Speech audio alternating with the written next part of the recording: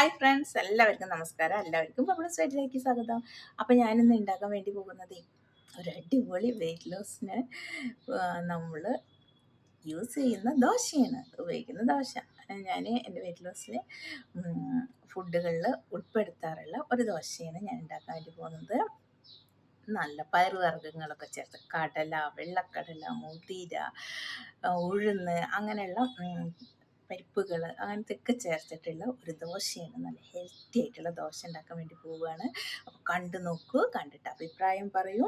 നിങ്ങൾ ആദ്യമായിട്ടാണ് എൻ്റെ ചാനൽ കാണുന്നതെങ്കിൽ ലൈക്ക് ആൻഡ് സബ്സ്ക്രൈബ്, ഫ്രണ്ട്സൊക്കെ ഷെയർ ചെയ്ത് കൊടുക്കുക. അപ്പോൾ എങ്ങനെ ദോശ ഉണ്ടാക്കാൻ പോവുക?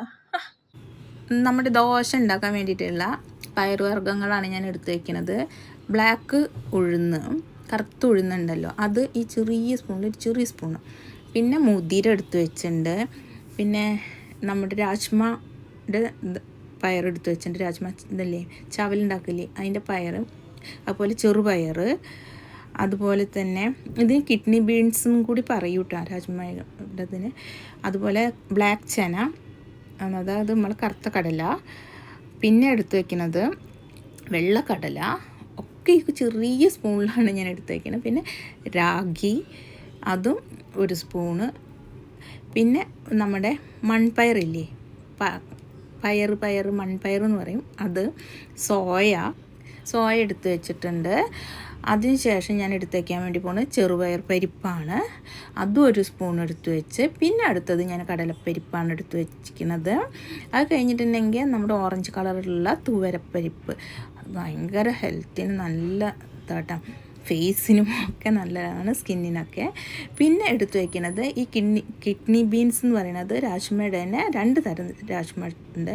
അതിൽ ചെറുത്, അത് വലുത്, അതും ഞാൻ എടുത്തു വെച്ചിട്ടുണ്ട്. ഇത്ര സാധനങ്ങളാണ് ഞാൻ നമ്മുടെ വർഗ്ഗങ്ങൾ ചേർത്തിട്ടുള്ള ദോശ ഉണ്ടാക്കാൻ വേണ്ടിയിട്ട് ഉപയോഗിക്കുന്നത്.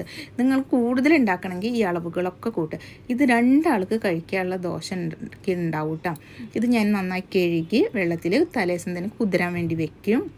എന്നിട്ട് പിറ്റേ ദിവസം കഴുകി വൃത്തിയാക്കി എടുത്ത് വെച്ചിട്ടുണ്ട്. ഓക്കെ, അതൊക്കെ വെള്ളം കുടിച്ച് ചേർത്ത് ഗുണ്ടുമണികളെ പോലെ ആയിട്ടുണ്ട്. ഇനി ഇത് അരയ്ക്കണം.